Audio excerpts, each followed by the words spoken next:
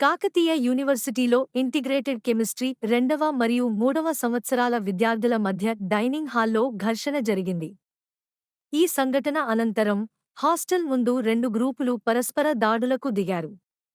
వివరాలు తెలియాల్సి ఉంది.